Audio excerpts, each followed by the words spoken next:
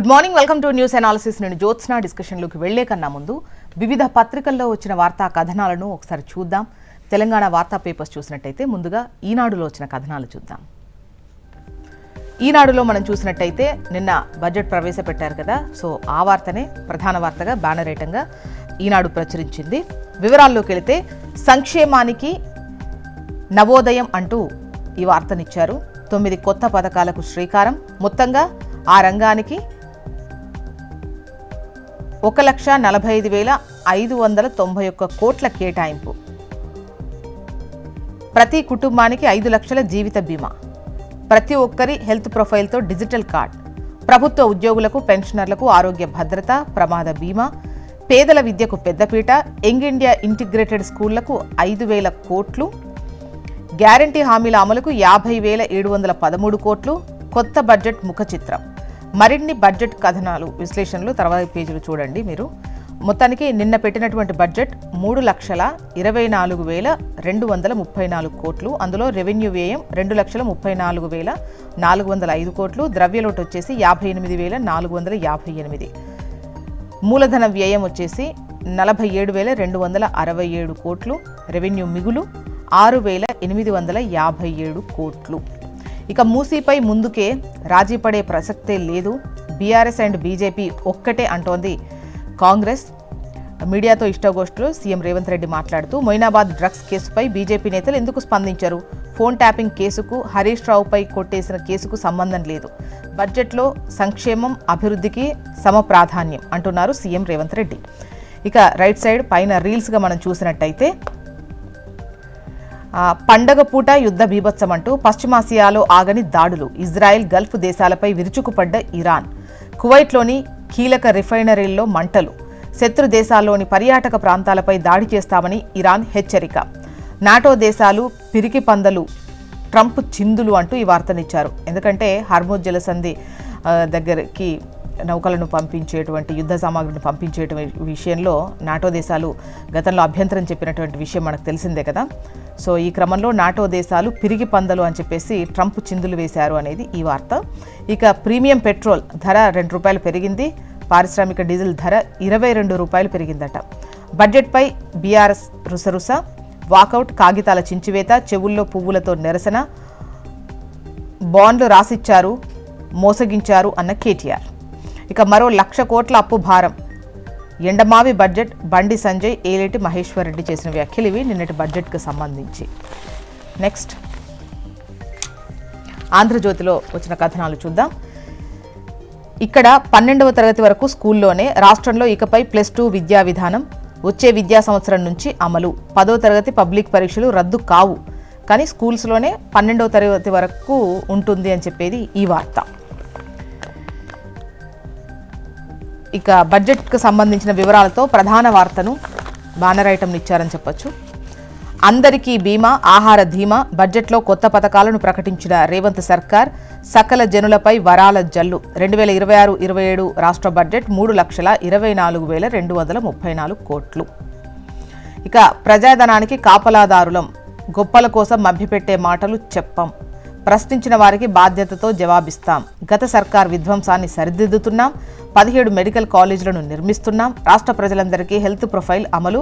Pranahita Chevella project చేపడతాం. Budget ప్రసంగంలో deputy CM Bhatti Vikramarka. పంటల bonus 3,500 కోట్లు. సన్నవడ్లతో పాటు ఇతర పంటలకు బోనస్ ఇచ్చే ఛాన్స్. ఖరీఫ్లో మళ్లీ పంటల బీమా పథకం. రైతు బీమా పథకం ఇక లేనట్లే అన్నటువంటి ఒక క్వశ్చన్ మార్క్తో ఈ వార్తనిచ్చారు. వచ్చే ఏడాది అప్పులు 82,000 కోట్లు. ప్రస్తుత ఆర్థిక సంవత్సరం 10 నెలల్లో రుణాలు 69,000 కోట్లు. మొత్తం అప్పు 8.64 లక్షల కోట్లు. ఎఫ్ఆర్బిఎం పరిమితి రుణాలు 5.62 లక్షల కోట్లు. గ్యారంటీ రుణాలు 3.01 లక్ష కోట్లు. ఇందిరమ్మ ఇళ్లకు భారీగా నిధుల కోత. గత ఏడాది 12,751 కోట్లు. ఈసారి 5,500 కోట్లే. 6 గ్యారంటీలకు తగ్గిన కేటాయింపులు అంటూ ఈ వార్తనిచ్చారు. ఇక భూతల దాడులు అంటూ హర్మోజ్ విముక్తికి సిద్ధమైన అమెరికా.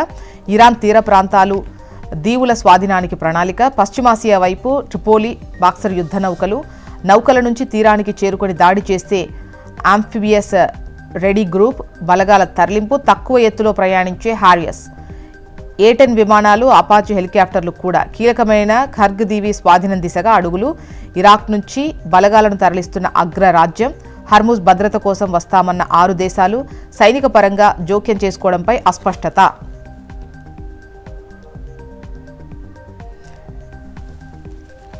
నెక్స్ట్, నమస్తే తెలంగాణ. మొండి చెయ్యి గుండు సున్నా, ప్రజా సంక్షేమానికి పరాభవం. పథకాలకు రేవంత్ సర్కార్ జీరో వాల్యూ. కీలక రంగాలు కుదేలు, తగ్గిన కేటాయింపులు. 3,20,234 కోట్లతో బడ్జెట్ 2026-27. అయితే 6 గ్యారంటీలకు మళ్లీ మోసం. ఊసేలేని ఎన్నికల హామీలు. నిరుద్యోగులకు దగా, భృతి లేదు. జాబ్ క్యాలెండర్ ప్రస్తావన లేదు. ఉద్యోగులకు మరోదోక. పీఆర్సీ డీఏలకు పైసా విధించలేదు. ఆర్టీసీ నడ్డి విరిచిన ప్రభుత్వం. మహాలక్ష్మి నిధులపై బడ్జెట్లో మళ్లీ తొండాటే. రుణమాఫీ, రైతు భరోసా ఆశలపై నీళ్లు కుమ్మరింత. చేనేతపై చేతులెత్తేసిన సర్కార్ అంటూ ఈ వార్తను హైలైట్ చేశారు. ఏపీ వార్తా విశేషాలు చూద్దాం. ముందుగా ఈనాడు, పండగ పూట యుద్ధ బీభత్సం అనేదే బ్యానర్ వార్త, ప్రధాన వార్త. పశ్చిమాసియాలో ఆగని దాడులు. ఇజ్రాయెల్, గల్ఫ్ దేశాలపై విరుచుకుపడ్డ ఇరాన్. శత్రు దేశాల పర్యాటక ప్రాంతాలపై దాడి చేస్తామని వెల్లడి. ఇరాన్పై వైమానిక దాడులు కొనసాగించిన ఇజ్రాయెల్, అమెరికా. నాటో దేశాలు పిరికి పందులు, వారిని గుర్తుపెట్టుకుంటామంటున్న ట్రంప్.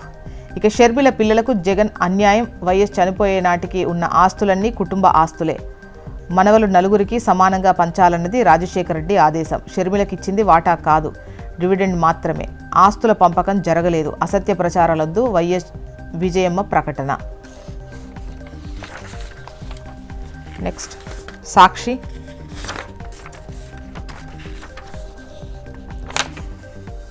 గుప్పిట్లో ఫ్రీ హోల్డ్ అంటూ పేదల భూములపై చంద్రబాబు సర్కార్ గూడుపుటాని అంటూ ఈ వార్తనిచ్చారు.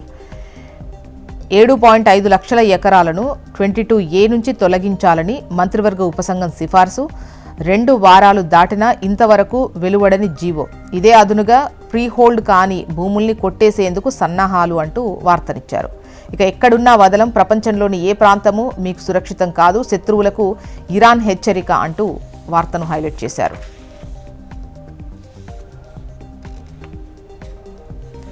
ఇక ఇంత అన్యాయమా తల్లి, శత్రువుకు పావులా పనిచేస్తున్న షర్మిల కోసం కన్న కొడుకుపై అబాండాల.